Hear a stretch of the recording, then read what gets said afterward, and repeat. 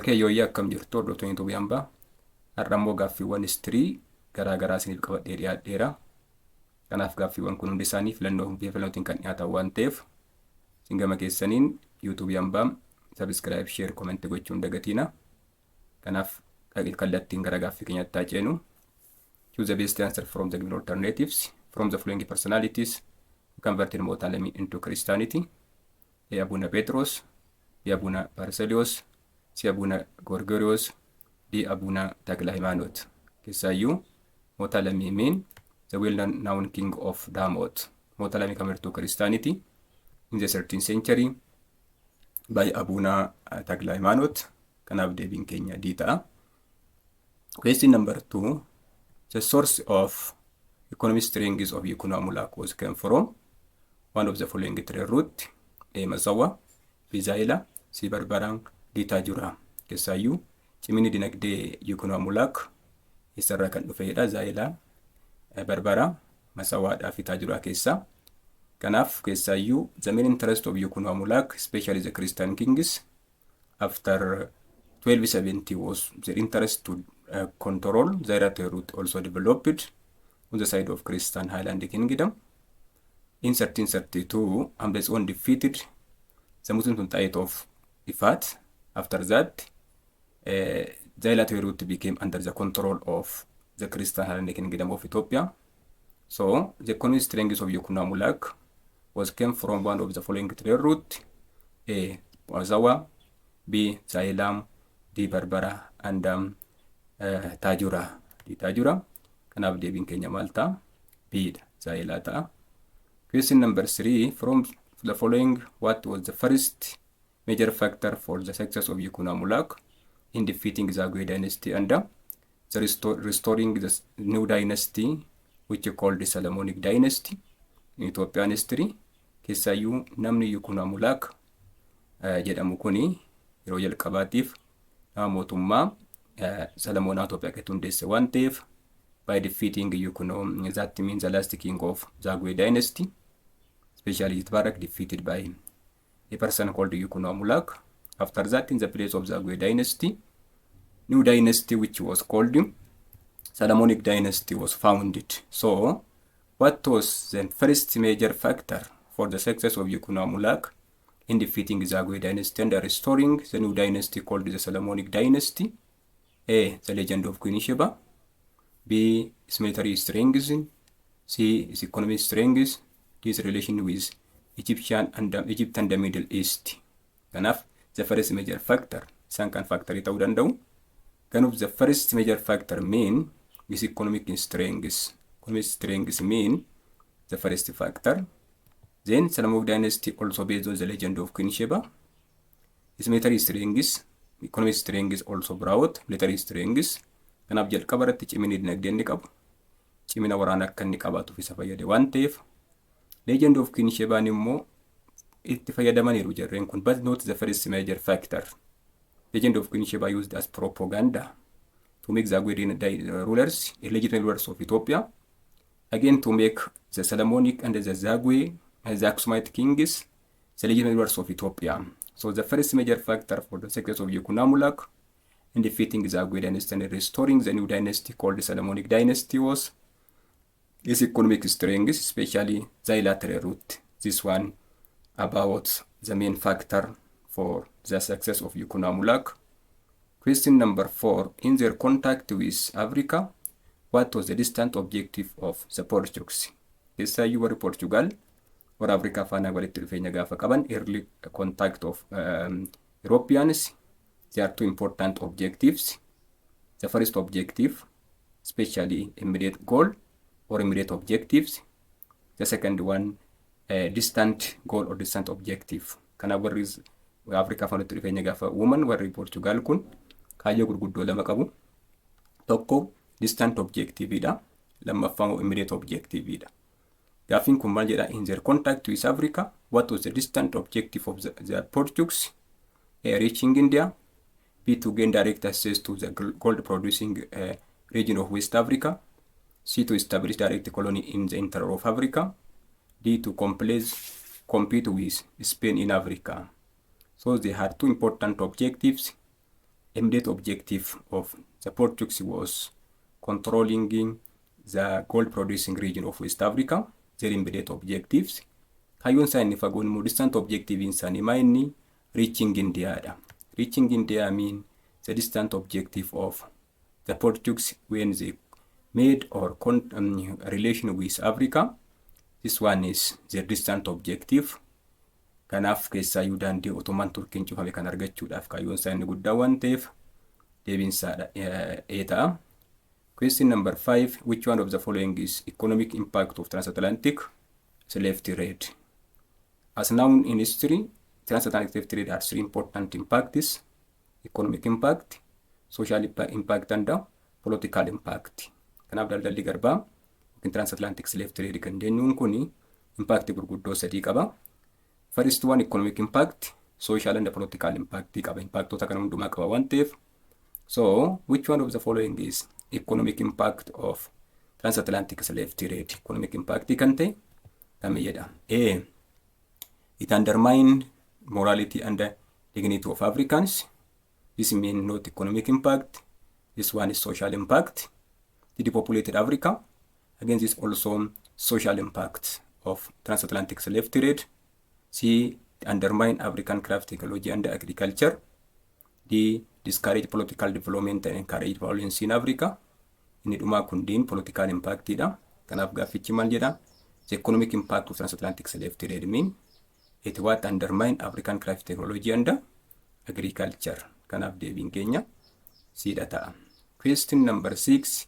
In Southern Africa, which one of the following ethnic groups highly affected due to the white settlement in the region? Gara West Africa kan South Africa keessatti sababii qubannaa warra adiitiif gosti yookiin immoo uummanni malee miidhame kamiyyadha? A. Xhosa people. B. Swahili. C. Congolese. D. Kikuyu. In Southern Africa, Xhosa people highly affected because of the settlement of white in South Africa. Kanaaf deebiin keenya A ta'a. Question number 7. Which one of the following is negative effect of legitimate trade in Africa? As now, Europeans used new propaganda in Africa after the end of slave trade. According to Europeans, slave trade is legitimate trade.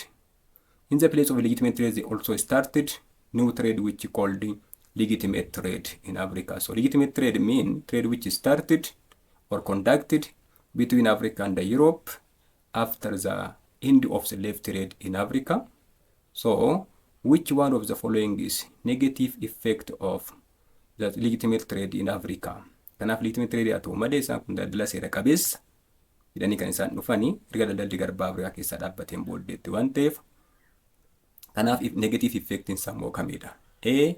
It depopulated, it helped African rulers to improve their economic strength and political independence. Kun sirrii miti. B. Unequal trading system between Africa and Europe. C. It led to the prosperity of Africa. D. It led to the later decolonization of Africa. Kanaaf negative effect of legitimate trade kan ta'e kamidha? Inni kun biyyoonni Afrikaati helped African rulers to improve their economic strength and political independence. Biyyoonni warra Afrikaa kun keessaa bulchitoonni Afrikaa kun dinagdeen isaanii akka cimuuf bilisummaa siyaasaa akka argataniif isaan gargaareedha. Kun miti unequal trading system between Africa and Europe, daldala wal qixxaan yookiin immoo daldala balance isaanii eegganne biyyoota lamaan gidduutti taardii lamaan gidduutti gaggeeffamuu isaati. Kanaaf negative impact kan ta'e isa kanaadha. It led to the prosperity of Africa. Badhaadhummaa Afrikaatiif sababa ta'eera jedha. It is not lead to the prosperity of Africa. It led to the exploitation of African economy and especially natural resources. D. It led to the later decolonization of Africa. It became the main reason for the beginning of colony, not decolonization. Colony akka xumuramuudhaaf guddaa taphateera jedha. Kanaaf deebiin keenya maal ta'a? Negative impact isaa unequal trading system between Africa and Europe. Kanaaf deebiin keenya B ta'a. Question number 8. In their attempt of evangelizing Africa, why the Catholic missionary achieved greater success in Congo? Keessaayyuu the coming of European missionaries in Africa, they became successful in different countries, again unsuccessful in different parts of Africa. Especially the Portuguese Catholic missionaries which came to Africa, those who came to Africa, some was successful in Congo. What's the main reason? Kanaaf warri Catholic missionary kun Congo keessatti maaliidhaafi fiixa bahuu danda'an jedha. A. The converted king came to power in 1506. B. Congo was near to European geographical location. C. The absence of Muslim community in the region. D. The Catholic missionary got support from common people there. Kanaaf maaliif akka isaan fiixa ba'an sababa kan ta'e maayinni? Because the converted king came to power in Congo in 1506. Keessaa humna amantii Kaatolikii fudhate bara 15 hangootti dhufuunsaa warri Catholic missionary Congo keessatti akka gargaarsa argatan, deeggarsa akka argataniidhaaf gahee mataa isaanii baataniiru. Itoophiyaa keessatti dhufaniiru, especially Susie was converted to Catholic. But in around the 1630s, they also expelled out of Ethiopia by Fasilides. So not successful in Ethiopia, but from different parts of Africa, the Catholic missionaries somewhat successful or achieved greater success in Congo because the converting came to power in 1506. Question number 9. In the early contact with Africa, why Henry the Navigator sponsored Portuguese exploration of Africa? A. To civilize the African continent. B. To abolish slavery and slave trade in Africa. Tokko warra Afrikaa kana keessatti qaroomsuudhaafidha eeni. Nafa daldalli garbaa akka xumuramuuf yookiin akka dhaabbatuuf gahee guddaa taphachuufidha. To create commercial link with Africa. D. Because of the white man burden. Diinsaa sababii warra ba'aa warra hadii isaan gubbaa jiruuf jedha. Kanaaf deebiin keenya maal ta'a? To create commercial link with Africa. This means the main purpose of a person called King Henry. Keessaayyuu King Henry fidhaafi namni kun Prince Henry kan jedhamu kun hojiin isaanii guddaa waa lamaafi. Kan inni isaan kana gargaare tokko economic advantage argachuuf Afrikaa keessa. To create a commercial link with Africa. A second reason also for what? Individual prestigious. Kabaja mataa isaatiif yookiin immoo ulfina mataa isaatiif waan ta'eef kanaaf deebiin keenya maal ta'a? To create commercial link with Africa, the main interest of a person called King Henry. Question number 10. The first step forward in Portuguese expansion across the Atlantic coast in 1450 was A. Sofala. B. Mogadishu. C. Mombasa. D. Ceuta. Kanaaf jalqaba warra Europeanota yookiin Portugalonni dhufanii kan isaan qabatan. The first step forward in the Portuguese expansion across Atlantic coast in 1450 was a place called Ceuta. Jalqaba kan isaan dhufan Ceutaadha waan ta'eef deebiin keenya D ta'a. Question number 11. Slavery was manifested in all of the following except. Sandarmaan gaadii kun hundi isaanii tokko malee maalinni garabummaa kan agarsiisanidha. Manifested slavery was manifested in all of the following except 1. A. Servantes. B. Serfs. C. Whose lives were not controlled by others. D. Royal family. Kanaaf slavery concept of slavery kan hin agarsiifne kaimni royal family yookiin maatii moototaati. Kanaaf sometimes servants were considered as slaves. Serfs, especially in Europe, keessaayyuu isaan kun serfs or peasants considered as slaves in Europe. C. Whose life were routinely controlled by others. Jireenyi namoota muraasa namoota kaan yoo to'ataman kunis concept of slavery agarsiisa waan ta'eef royal family garuu concept of slavery was not manifestation of slavery. Kanaaf deebiin keenya D ta'a. Question number 12. The trade which conducted after the abolition of slave trade in Africa was called A. Intercontinental trade. B. Legitimate trade. C. Intercontinental trade. D. Monopolistic trade. So, after the end of slave trade in Africa, Europeans started new trade, which is called legitimate trade. Kanaaf warra Europeanota biratti daldalli garbaa maal jedhama? Illegitimate trade. After the end of slavery in Africa, they started new trade, new propaganda, again to explore the African economy. So they come up with new idea which was called legitimate trade. So legitimate trade means the trade which started after the end of slavery in Africa. So trade which conducted after the abolition of slave trade in Africa was called legitimate trade. Kanaaf deebiin keenya maal ta'a? B dha ta'a. Question number 13. In 1652, the Dutch trading company established a permanent settlement on the southern shores of South Africa. So what was the main goal? Keessawwan naannoo bara 1652 Dutch trading company kun gara South Africa keessatti settlement hundeesseera jedha. Kun bakka qubannaa wayii hundeesseera jedha. Kanaaf kaayyoon isaanii maali? What was its main goal? Kaayyoon kaampaanii kana maalidha? A. To regulate trade with the colonization. B. To evangelize the whole African continent. C. To control the French expansion in Southern Africa. D. To encourage the development of trade in the region. So, the main interest of Dutch trading company was to regulate trade with colonization. Kanaaf keessaayyuu kaampaaniin kun maalirratti kan bobba'eedha? Meat exporting meat from Africa to Europe, South Africa irraa gara biyya India yookiin biyya Euroopitti dhiyeessii yookiin immoo foon export gochuuf kan hundeeffame waan ta'eef kanaaf kaayyoon isaanii jalqabaa maal gochuudhaaf to regulate trade with the colonization. Kanaaf deebiin keenya A ta'a.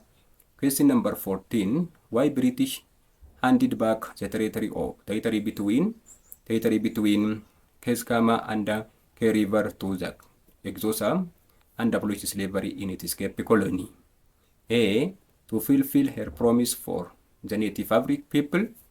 B. To accomplish her mission to abolish slavery. C. Because of the formal agreement signed between British and Exosa people. D. To discuss of Boers. Kana Boers achi gubbaatti akka isaan hin dhufneef yookiin immoo warri Dachii kun akka bakka hin arganneef lafa kana lamaaniif naannoo Keskema and Kei River naannoo jedhaman kana dabarsanii Exosaadhaaf kennan waan ta'eef kaayyoon isaanii guddaan maali? Warra Boers yookiin immoo warra Dachii kana fudhatama dhabsiisuuf naannoo sana keessatti waan ta'eef kanaaf deebiin keenya D dha ta'a. Question number 15. Which one of the following was not the motive of European explorers in Africa?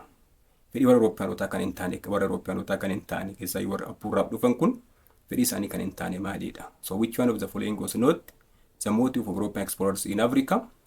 A. The spirit of poor and based on the scientific inquiry. B. The sense of adventure and the desire for fame. C. Trading profit in the future. D. The prosperity of Africa. So which one of the following is not the motive of European explorers in Africa? That means not the prosperity of Africa. Others were the motive of Europeans. So for Europeanotaan gurguddaani isaan kana sadani. The first one, the spirit of poor and based on the scientific inquiry as the first stage. After the sense of adventure and the desire for fame. The last one, trading profit in the future.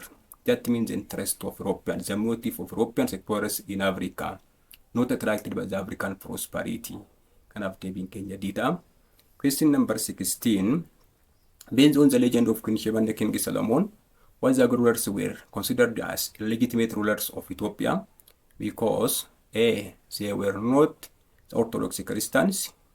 Isaan kun amantii isaan Orthodox waan hin taaneef jedha. Kunis sababa ta'uu hin danda'u. B. They did not accept idea of Solomonic ideology in Ethiopia. Yaada yookiin immoo ideology Solomon jedhamu kana Itoophiyaa keessatti fudhanne waan ta'eef jedha. Kunis sababa ta'uu hin danda'u. C. They were not from the descendant of Menelik the First. Kanaaf sababni guddaan isa kana waan ta'eef. D. Their authority was not supported by a book entitled Kibra Negesti. Kanaaf aangoon isaanii kitaaba Kibra Negesti jedhamu deeggaramuu dhabuu isaatiidha. Keessaayyuu Itoophiyaa keessatti around 1270 or the 14th century or 13th century, we have two important political groups formed. Legitimate rulers and legitimate rulers. Two political groups formed based on legend of Queen Sheba. The first one were legitimate rulers. That means the ancient Aksumite kings and some of the Amara chiefs, including Yukuna Mulak. They were called legitimate rulers in Ethiopia based on the legend of Queen Sheba. The second one, legitimate rulers of Ethiopia. Keessaayyuu warri Zaagwee maal jedhamu? Legitimate rulers of Ethiopia jedhamu. Maaliif? Because they were not from the descendant of Menelik the First. Isaan kun hidda dhiiga Minilik tokkoffaa kana waan ofirraa hin qabneef jarreen kun kanaaf Itoophiyaa bulchuudhaaf warra fudhatama hin qabne legitimate rulers kan ta'aniif sababii kanaatiif jedha. Question number 17. The first Solomonic king who embarked on a wider and rapid territorial expansion policy was Yukuna Mulak, B. Amdazion, C. Lemne Dingil, D. Wodemre Ad. So this one is Amdazion jechuu barbaadeeti kuni. Kanaaf Medizon utontaani a person called Amdazion. Amdazion called in Ethiopian history a person who embarked territorial expansion in Ethiopian history because of his Amdazion, known as the first Solomonic king who embarked on wider and rapid territorial expansion policy was a person called Amdazion. Kanaaf deebiin keenya bitaa.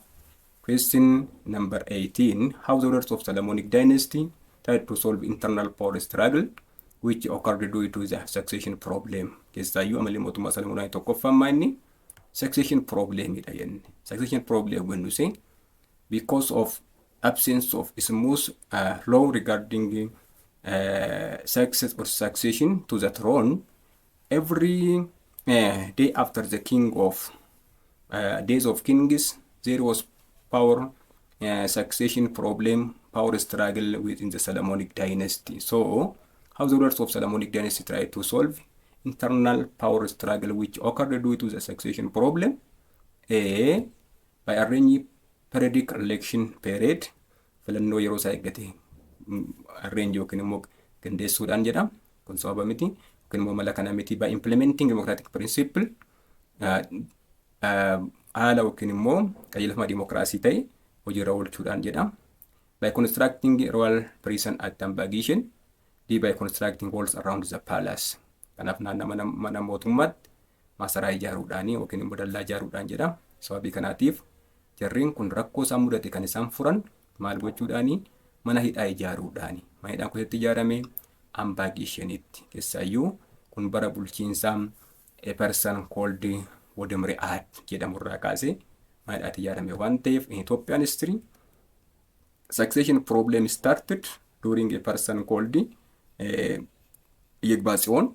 Again during Wodemre Ad, the prison also constructed. So the Solomonic dynasty tried to solve internal power struggle which occurred due to the succession problem by constructing royal prison at Tambagishan. Kanaaf deebiin keenya siita. Question number 19. In the territorial expansion, what was the political motive of Emperor Amdazion? A. Political motive. Amdazion territorial expansion had two important motives, political motive and economic motive. Keessaayyuu babal'ifannaan Amdazion kuni fedhii gurguddoo lama of keessaa qaba. Tokko fedhii dinagdeeti, lammaffaan immoo fedhii siyaasaati.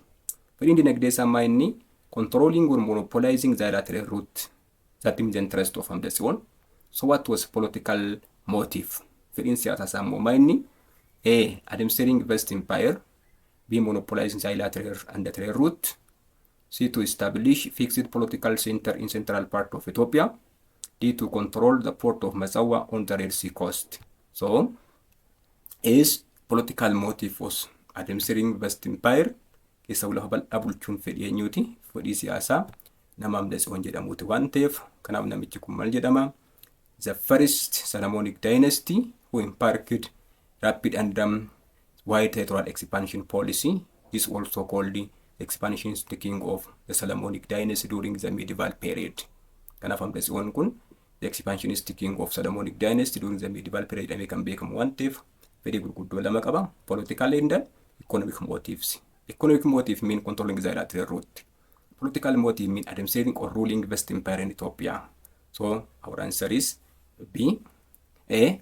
Question number 20. Number 20. Identify the responsibility of Balagult in the feudal administration of the Christian kingdom. Keessaayyuu Balagultiin kun three important privilege and one responsibility. Dirqama tokko qabu garuu immoo had three important political and economic privilege over the peasants. So identify the responsibility of Balagult in the feudal administration of the Christian kingdom. A. he had the right to collect tribute in kind and use them to maintain himself and his families. This means not responsibility. This means economic and political privilege of the kings.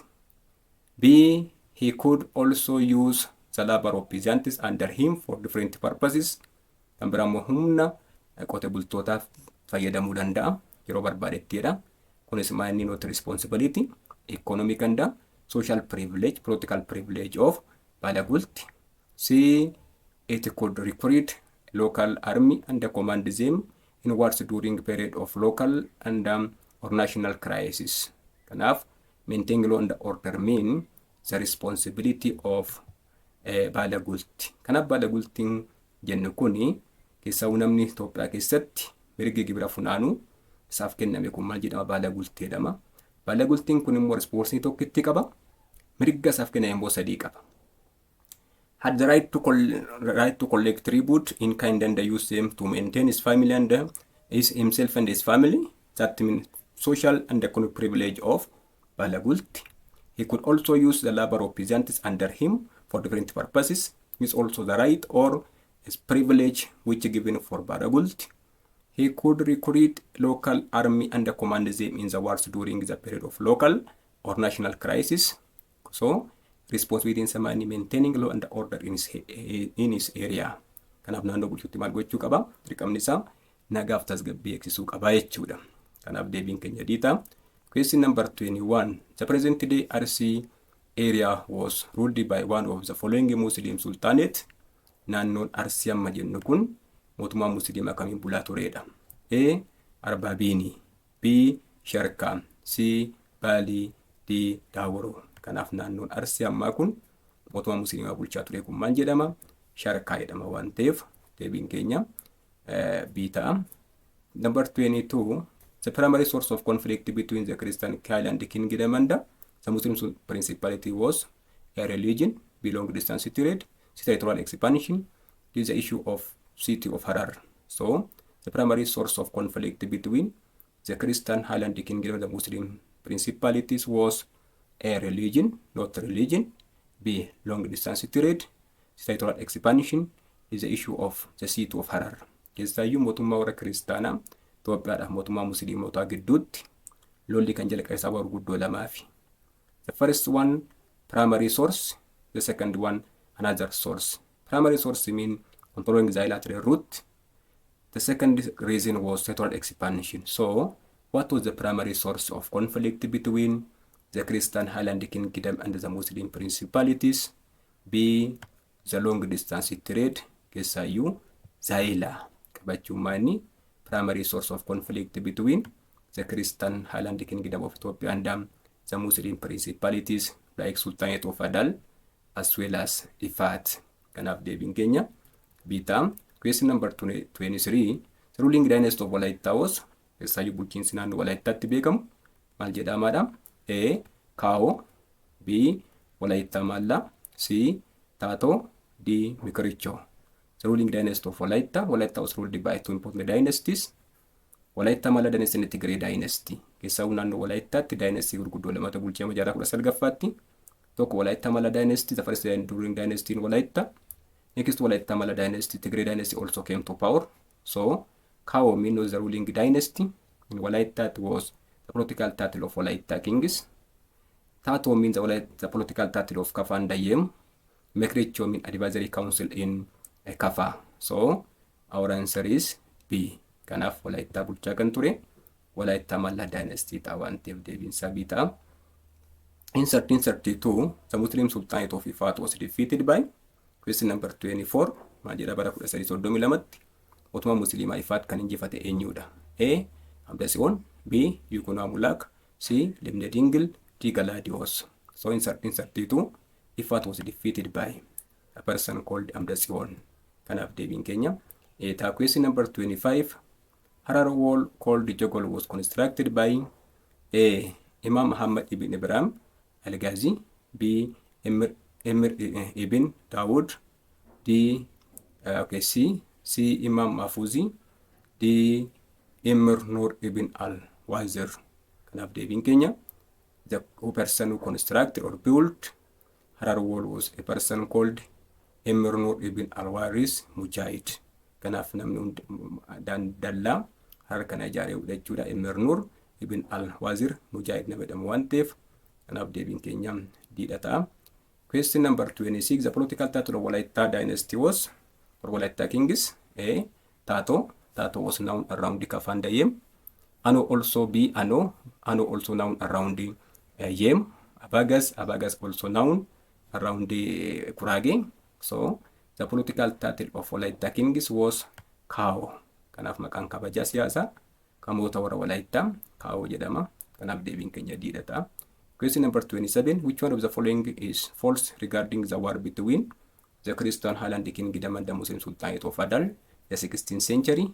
A. The religion was root cause of their conflict. Which one of the following is false regarding the war between the Christian Highland Kingdom and the Muslim Sultanate of Adal in the 16th century? A. Religion was the root cause of their conflict. Religion was the root cause of conflict. The latter root was the root cause of conflict. B. In the course when Adal was supported by Ottoman Turkey, while the Christian Highland Kingdom was supported by the Portuguese. Kunis sirriidha. Kanaaf the intervention of two foreign powers, Ottoman Turkey on the side of Adal and the Portuguese on the side of Christian Highland Kingdom of Ethiopia. Kanaaf kun deebii ta'a. The latter root was the primary source of their conflict. Daalan sababa waraanaa isa jalqabaatiidha. Kunis sababa waraana isa jalqabaatiin. The Battle of Wanadaga of 1543 was ended with the victory of Christian Highland Kingdom. So our answer is A. Religion was not the root cause of conflict between the Christian Highland Kingdom and the Muslim Sultanate of Adal. Kanaaf deebiin keenya which one is false kan ta'e amantiin sababa waraanaa ta'uu isaatiidha. Question number 28. The strongest Muslim Sultanate in Ethiopia region was, A. Adal, B. Ifat, C. Shawa, D. Bali. Ifat was the strongest Muslim Sultanate in Ethiopia under the Horn of Africa. Kanaaf naannoo Itoophiyaa keessatti mootummaa musliimaan ciman Ifat. Shawa was the oldest. Ifat was the strongest. Question number 29. In South Africa, the commander of Dutch East Indian Trading Company was A. Christopher Dagama, B. Van Riebeeck, C. Robert Napier, D. William Gutenberg. Kanaaf the commander of the Dutch East Indian Trading Company was a person called Van Riebeeck. Deebiin keenya B ta'a. Question number 30. The cause of conflict between Boers and Xhosa was A. Grazing land of Zurveld with the area called Cape Colony, C. Orange River, D. Religion. So the root cause of conflict between Xhosa and Boers was the grazing land of Zurveld, especially the area controlled by the Boers settlers. Kanaaf deebiin keenya ira ta'a. Question number 31. The legend of King Sheba and the King Solomon is elaborated in the medieval book entitled as A. Fakra Yesus, B.